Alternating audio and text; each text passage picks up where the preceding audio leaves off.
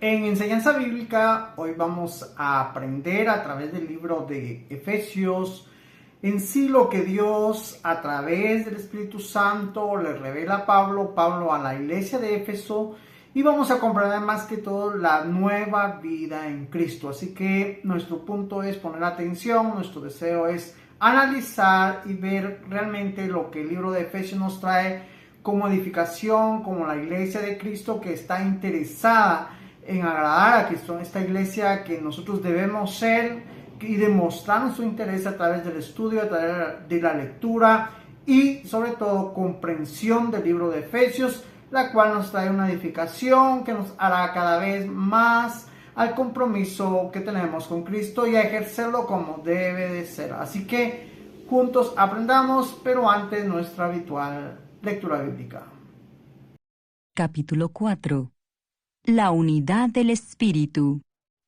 Yo pues, preso en el Señor, os ruego que andéis como es digno de la vocación con que fuisteis llamados, con toda humildad y mansedumbre, soportándoos con paciencia los unos a los otros en amor, solícitos en guardar la unidad del Espíritu en el vínculo de la paz, un cuerpo y un espíritu, como fuisteis también llamados en una misma esperanza de vuestra vocación. Un Señor, una fe, un bautismo, un Dios y Padre de todos, el cual es sobre todos y por todos y en todos. Pero a cada uno de nosotros fue dada la gracia conforme a la medida del don de Cristo. Por lo cual dice, subiendo a lo alto, llevó cautiva la cautividad y dio dones a los hombres. Y eso de que subió, ¿qué es sino que también había descendido primero a las partes más bajas de la tierra? El que descendió es el mismo que también subió por encima de todos los cielos para llenarlo todo. Y él mismo constituyó a unos apóstoles, a otros profetas, a otros evangelistas, a otros pastores y maestros, a fin de perfeccionar a los santos para la obra del ministerio, para la edificación del cuerpo de Cristo, hasta que todos lleguemos a la unidad de la fe y del conocimiento del Hijo de Dios, a un varón perfecto, a la medida de la estatura de la plenitud de Cristo. En la lectura bíblica de la enseñanza que estamos iniciando, el título de lo que leemos dice la unidad del Espíritu. Como quien dice, Pablo nos va a redactar cuál sería la actitud del Espíritu en nosotros y cómo nosotros también nos debemos de portar con el Espíritu para que entendamos sobre la unidad que Él quiere crear dentro de la iglesia o las personas que formamos la iglesia.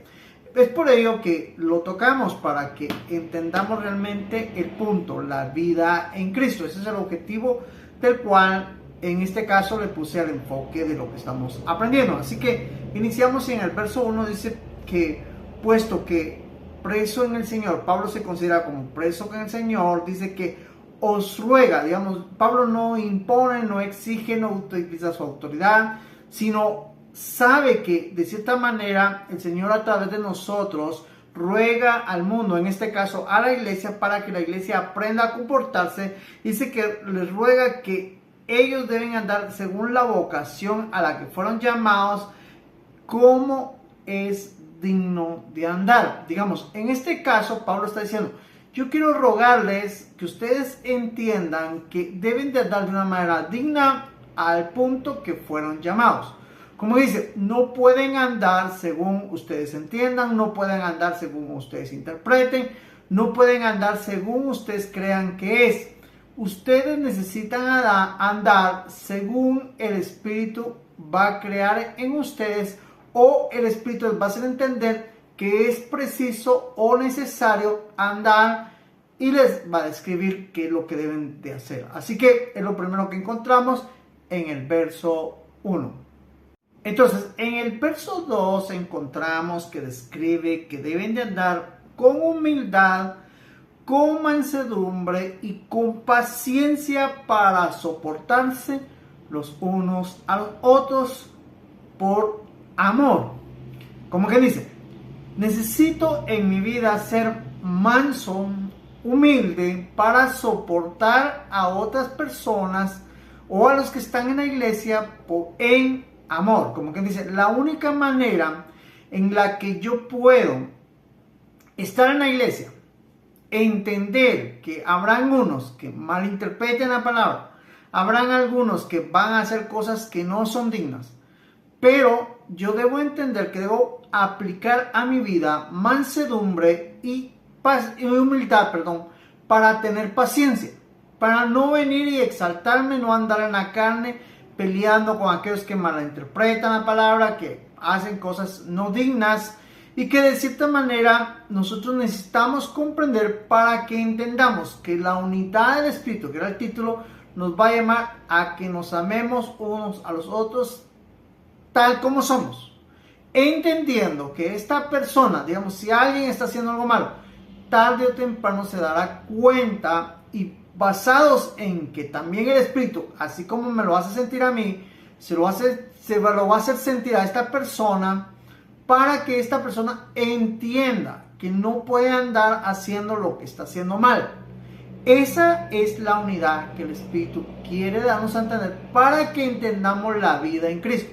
Digamos, la vida en Cristo es a veces como que un poquito opuesta, yo diría bastante opuesta a nuestros deseos carnales. Por ejemplo, cuando alguien viene, miren, yo soy el apóstol y yo voy a imponer esto y voy a hacer esto. Si no está imponiendo lo que la Biblia dice que debe imponer, está mal. Entendamos, hemos visto, por ejemplo, en 1 Corintios vimos cómo Pablo de cierta manera dice que iba a imponer ciertas cosas a la iglesia porque habían unos que estaban oponiéndose a Cristo. Digamos, él estaba, como quien dice, tomando el lugar de Cristo, y como Cristo viniese a poner tal orden, pero el objetivo era por quedar bien con Cristo. Ahora bien, yo sé que la mayoría, no, yo también quiero quedar bien, pero necesitamos entender que si a veces vamos a ser ociosos, dijo Pablo, pero de cierta manera con bases bíblicas y no imponiendo. En esta parte, Pablo les está hablando a ellos de la manera correcta, sin usar la ociedad. Como que dice, sin imponer algo que él quiere imponer, sino que dice, les ruego, como es digno. Como que dice, él entiende que ellos ya están en un nivel mayor a Corintios. Y entonces empieza a hablarles de la manera correcta, sin imposición, sin dejar ser tajante, sino que de esta manera percibe la calidad espiritual que la iglesia de Éfeso ya tenía. Entonces les dice, deben ustedes seguir en mansedumbre, algo que ya tienen, en en humildad, para desarrollar paciencia por amor a la unidad del Espíritu, por amor a entender que esa es la unidad que debe existir para amarnos los unos a los otros y sobre todo soportarnos los unos a los otros.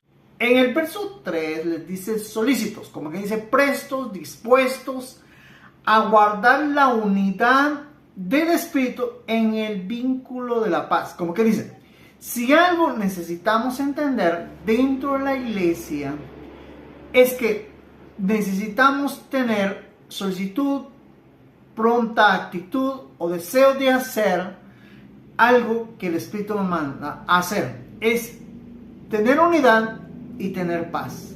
Digamos, no necesito gritarle, no necesito señalar, no necesito mencionar nombres. Acá, por ejemplo, en este caso que yo estoy enseñando, no necesito decir, miren, este hermano es un hipócrita, miren, tal hermano es así. No necesito hacer esto, porque si algo requiere el Espíritu y quiere que mantengamos, a pesar de los errores que cometamos los unos a los otros, porque puedo cometerlos también y otros los están cometiendo, pero dice que estemos solícitos a tener una unidad en paz. Como dice, no me molesta, no me pongo arrogante, no ando viendo qué hacen los demás o qué dejan de hacer. Si algo necesito entender es que mi objetivo sea crear la unidad del Espíritu, el vínculo de la paz, que en el entorno de la iglesia se mueva la paz. Como que dice, hablo todo esto porque he escuchado en algunas iglesias, es que allá no practican la santidad. es que estos hermanos, como quien dice, estamos pendientes, ¿qué dejan de hacer? ¿O qué no hacen otras congregaciones? ¿Y qué sí hacemos? Y no se puede vivir esa situación. Lo que Pablo está hablando acá es que si entendemos la vida en Cristo Jesús, es que nosotros lo que menos tenemos que hacer es qué hacen o qué dejan de hacer. Hagamos nosotros lo que la Biblia dice y de tarde o temprano, si alguien está haciendo algo mal, se va a dar cuenta que lo está haciendo y tarde o temprano, entendámoslo bien, logrará entender lo que el Espíritu nos induce a nosotros a hacer para que también Él lo haga. Esa es la unidad y la paz que el Espíritu está implementando en este punto. Verso 4, Pablo dice, un cuerpo, un espíritu, como fuimos llamados a una misma esperanza, digamos, no tenemos dos esperanzas, digamos, no somos llamados a dos cosas, no. Un mismo cuerpo, un espíritu, un cuerpo se refiere al cuerpo de Cristo, que somos el cuerpo de Cristo, un espíritu, nuestro guía, nuestra fuerza que nos induce a hacerlo, esperanza, nuestra esperanza que es Cristo Jesús y una sola vocación, hijos de Dios. No hay más. No se puede decir yo soy medio hijo de Dios o ellos son medio hijos. No, todos somos llamados a ser hijos de Dios. Solo que algunos intentamos, algunos somos niños espirituales, algunos no quieren realizar lo que deben de realizar y algunos ya han alcanzado la madurez espiritual. Entonces, necesitamos comprender esos tres tipos, podríamos decir, de personas, de iglesias que hay dentro del cuerpo de Cristo. Pero de igual manera, necesitamos entender que somos un solo cuerpo, un solo espíritu y que Él nos va a llevar a la unidad. Si alguien ha alcanzado aquí la madurez, nos va a llevar a la unidad que el Espíritu quiere, en este caso, implementar para que nosotros entendamos. Si ya tenemos ese nivel, lógicamente Efesios ya lo tenía, entonces Pablo les empieza a hablar de cosas que son una riqueza espiritual, algo que los va a ayudar a ser mejor iglesia que la que Cristo anda buscando. Y en este caso, Éfeso era esa iglesia ejemplar, esa cumbre, esa iglesia espiritual que ya había alcanzado un nivel de madurez. Verso 5, Pablo dice, un Señor, una fe, un bautismo. Digamos, dentro de nosotros no puede existir que, digámoslo así, estamos sirviendo a un Señor, digámoslo así. Nosotros servimos a Cristo, no, nosotros servimos a Dios Padre, no, nosotros servimos al Espíritu Santo. Entonces no puede haber, digamos, necesitamos entender que el Espíritu Santo, la palabra, Cristo, el bautismo, la fe, la unción, todo ello que nosotros entendemos que proviene de Dios y que ellos están unidos. Por lo tanto, nosotros necesitamos tener un solo Señor, una sola fe y un solo bautismo. ¿Es necesario entender esto? Sí. Un solo Señor, un solo Dios, una sola fe, sí, la que el Espíritu hace que en nosotros se desarrolle, sí. Un solo bautizo, claro que sí, que es simbolismo de nosotros, de los que pasaron el Jordán, de los que pasaron el Mar Rojo hacia la tierra prometida, los que pasamos hoy del mundo a el reino de Dios. Eso es todo lo que necesitamos comprender, y no pueden haber dos bautismos, un solo bautismo, y en este caso el bautismo de agua o el bautismo que el Espíritu Santo hoy en día también nos da a nosotros. Verso 7, Pablo nos lleva un poquito más arriba. Hablo esto porque dice un solo Dios, un solo Padre, de todos, el cual es sobre todos y por todos y en todos. Digamos, no podemos decir, en nuestro caso, es cierto, tenemos diversidad de dones, pero eso no significa que uno sea más o no sea menos.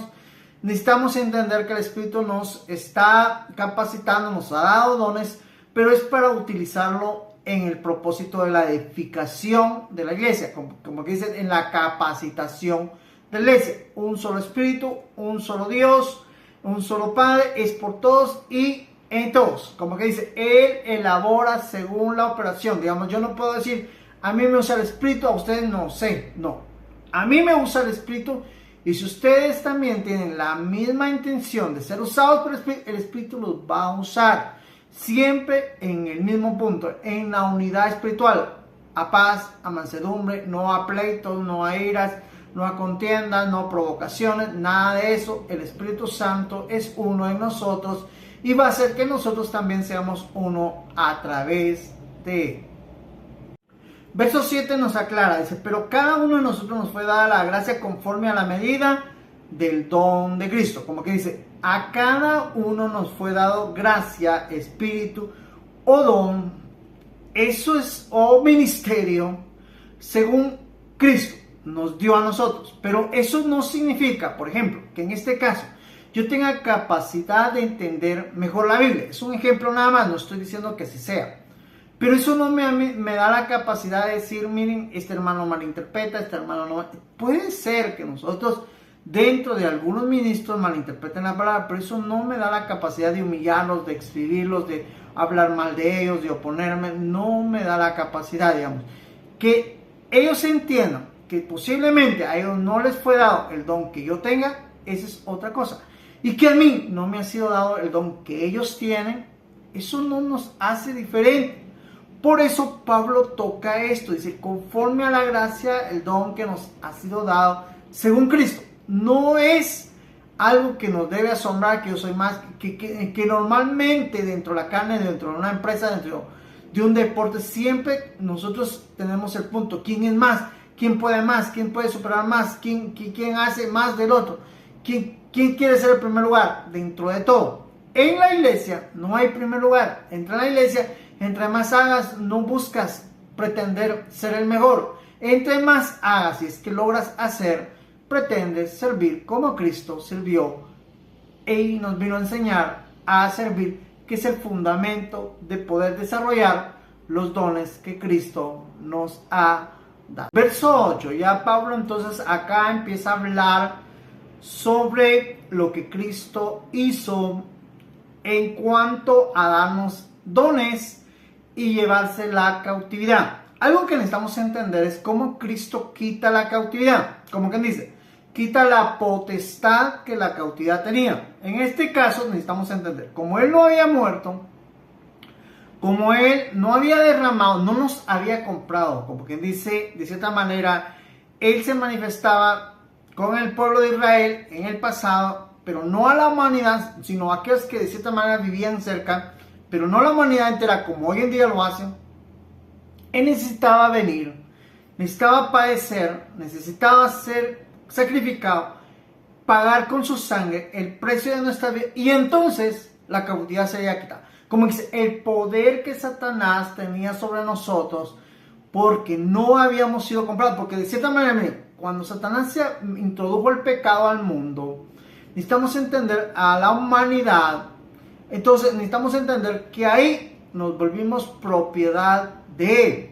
Entonces la única manera en la cual Dios nos podría dar dones, como que dice, darnos algo a nosotros, es que primero nos necesitaba hacer de Él, necesitaba comprarnos, y ya siendo propiedad de Él, como hoy en día la humanidad es propiedad de Él, Él da dones a los hombres, a cada quien los hace desarrollar, no importa si eres militar, si eres cual sea, ladrón, como sea, mentiroso, como que realmente nosotros necesitamos entender que en el mundo somos lo peor que hay. La misma Biblia dice que Él realmente escogió lo vil y menospreciado que somos nosotros para avergonzar al sabio. Entonces viene, busca lo peor que hay y nos da dones para que nosotros desarrollemos aquello de entender cómo salir, aquella quietud de dejar al mundo, de empezar a ocuparnos en la humildad, en la mansedumbre, en la paciencia,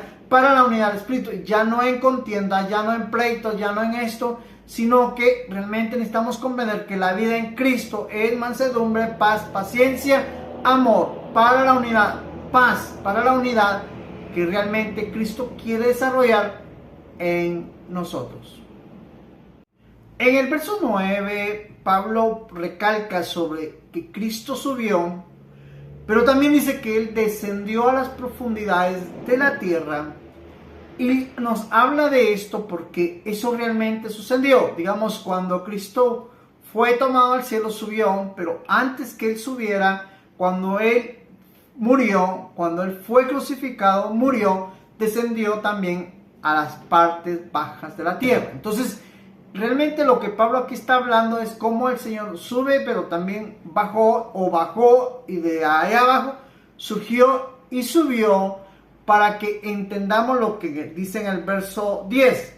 El que subió, dice, es el mismo que también subió, el que descendió es el mismo que también subió, por encima de todos los cielos para llenarlo todo. Como que dice, si él hizo este acto de bajar y subir, era porque él estaba tomando el dominio de todo. Digamos, nuestra idea de que a veces nosotros venimos, ignoramos el conocimiento bíblico y creemos que Satanás es más poderoso que Cristo, que Satanás es un ser grandísimo, enorme, que nos puede destruir, que nos puede... Si nosotros creemos que esto es así, es porque ignoramos el conocimiento bíblico. Digamos, cuando el Señor vino, Satanás no quería que él muriera. Satanás lo indujo a que él no lo hiciera. Pero acuérdense que el Señor reprende a Satanás y le dice que es necesario que lo haga. Él lo estaba haciendo a través de Pedro. Pero el Señor le dice que él solo sirve para tropiezo. Entonces él necesitaba hacer todo esto porque lo que iba a hacer Cristo en este momento, en ese entonces, era bajar a lo profundo de la tierra, tomar el dominio de todos. Hoy tiene las llaves del cielo, tiene las llaves del infierno, tiene el dominio. Digamos, no hay lugar que él no tenga dominio, que ellos no sepan que él es el Señor de todo. Entonces, necesitamos nosotros comprender eso para que entendamos que de cierta manera, así como él subió, así él descendió, así él volvió a regresar, y necesitamos entenderlo para entender que él tiene el dominio desde lo profundo de la tierra hasta lo alto en los cielos.